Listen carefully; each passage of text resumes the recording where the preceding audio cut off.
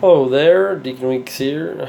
I've been making all kinds of different videos over different things about the coronavirus, and a few videos about me going out in public and not wearing masks, and I guess defying the orders from our king out here in New York, and I've made a couple videos about the protests in Albany, and I just want to address a couple of things when it comes to what's going on. Not stuff we may not have heard, or places something we may not have heard from other places, but I just want to remind you guys that you're going to be told, like I am, and like everybody who disagrees with the narrative, that we're not compassionate and that we don't love people. And even though I've made videos about how this is anti-love, it's absolutely 100% against love. I mean, I got a neighbor down the road who everybody's been honking their horn for this kid because it's his birthday and he can't have a party. And I'm like, how freaking sad is this? Like the kid, like having the horn honk, like, yeah, that might give him some feeling of, of something. I don't know what it gives him, but being with the people that he wants to be with would be more important to him probably than having people that he doesn't know honking their horns. And you're not compassionate because you honk a horn at a kid when he has his birthday party. I'm sorry. You're compassionate if you realize that in life there's risks, and sometimes you might get sick, you might get a flu, you might get a cold, you might get heart disease, you might get cancer, you might get all kinds of different things. And this is not going to ever change. We're always going to have issues and situations where we risk something for something that we want. We risk that we're going to get in a car accident every time we start the car and go out and drive somewhere. We risk that we're going to get hit by a meteor every time we walk outside the door. I mean, I don't know. I'm just saying, like, we risk getting hit by lightning. We risk all kinds of different things, but we do it for a reason, because we weigh risk and reward. And we're not doing that effectively right now with this virus. We're suggesting that the risk is so much greater than the rewards of being with each other and being around each other. And that's just not the case. There's no evidence to show that that's the case. They've been caught, first of all, the government's been caught in numerous lies about numerous things over the years. Lies and lies and lies and lies and lies about so many different things. And we believe them over this? Give me a break. And the media, they're caught in lie after lie after lie. They were just caught in a lie. Like CBS was just caught in a lie recently, was showing the same pictures of the people that are dying of one thing over here that dying from something else. And they're showing the same pictures of Italy and saying that it's New York. They've been doing this for years, lying to us, and we believe them about this? Why do we believe them about this? Why do we believe the government about this? And why do we turn on one another because of this? It's absolutely sickening to see so many people that are agreeing with the narrative that's given to them by the media and the government. The two places you should never believe. You should never believe either one of them. You should never believe what the media and the government are telling you. Now, I mean, what do you believe? That's what it comes down to. Well, you believe what you experience in life. You believe what you've gone through and experienced in life. And everybody's reality is a little bit different. But in my reality, sometimes we get sick. Sometimes people get sick, and we have immunities we build to those things that we're exposed to. And without building immunity to germs, we're sicker. We get more sick if we don't build an immunity. That's my experience. That's the experience I've had with my children. I've got 5 kids, and the experience is if I take a kid and I keep them away from the things in the world that would make them sick, they get sicker. But when they go and they get the illnesses and they go through these situations, they get better. I mean, that's what's the issue here? Like, I'm not a doctor. Don't say I'm not giving you medical advice. I'm telling you my experiences. And there's plenty of doctors out there that are going to tell you the same thing. But they get shushed. They get thrown out windows. They get, I don't know what happens. They get quieted down by the establishment. They get called all kinds of names, and all sorts of things happen. And we're the ones that aren't compassionate. If I don't wear a mask on my face, I'm not compassionate. Give me a break. You guys, you sit on your little mountains of piety, as one preacher put it. You build a little pious mountaintop, and you stand on it, and you judge the world for the things they do. While at the same time, how compassionate were you over the 600,000 deaths a year for heart disease? How compassionate are you over all the cancer deaths that we don't stop the world for? How compassionate are you over all the people who die from prescription drugs? That's like number 3 in the U.S., by the way. And we're going to talk about these doctors being such heroes. Well, number 3 cause of death in the U.S., I believe is number 3 still, is prescription drugs. I'm not going to do research for you. Look it up. You look it up. You go check it out yourself.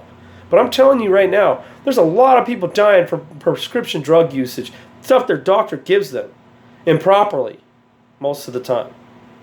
And it's absolutely sickening that we're going to act like they're doing us a favor by locking our entire country down over nothing but projections that did not come to pass.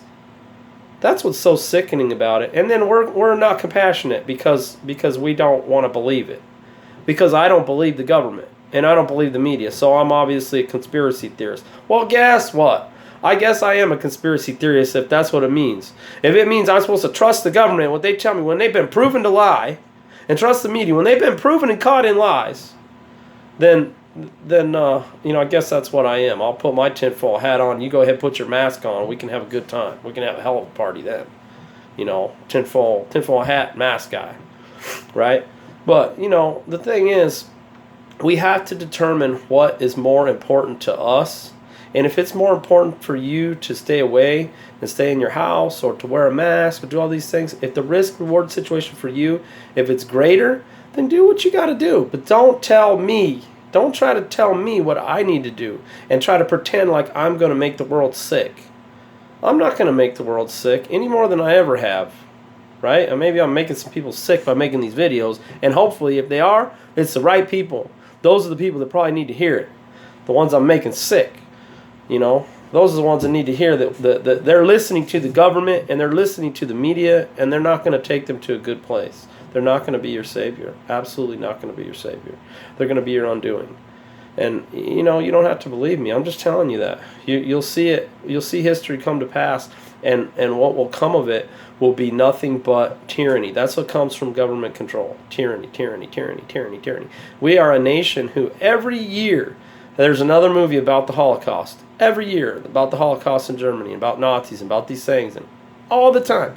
And we're like, oh my God, neighbors turn against neighbors, all these things. And how did this happen? How do we let this happen in our society? And I go outside and I see people that are just so quick to try to control what other people do and make them do this and make them do that. And it just doesn't surprise me how easily a dictator, a ruler can come into power and convince people to do their bidding. Again, I have no fear of another Hitler or another Meng or another Mao or another Kim Jong-un or whatever other leader you want to tell, or Nikita Khrushchev, whatever they are. I have no fear of them. I have a fear of the people who believe in what they're saying and follow their orders. And I'm sad to say there's too many of them out there. There's a lot of you out there that want to follow their orders. Stop following their orders. Find somebody else to follow. I would suggest that you pick up a Bible and actually follow Jesus Christ, but that's a story for another day. And do what you want to do as far as your religion goes, and hopefully it works out for you. But at least my Savior in Jesus Christ, he was somebody who went against the narrative. He was someone who stood up and said, nah, I don't care what the Pharisee says. I don't really care what the Roman government says. I'm going to go do what I'm going to do. And if someone stops me on my way, I'll have a talk with them. But I'm not going to stop doing what I do. And if they crucify me for it, so be it. If they kill me for it, so be it. I'm still not going to stop doing what I do. And I urge you to do the same. Don't stop doing what you're doing. Don't stop living your life the way God intended you to live it, as a free person in a free nation. We are not living in a communist nation yet, but we can definitely lose our grip on our freedoms rapidly if we continue to let them deteriorate.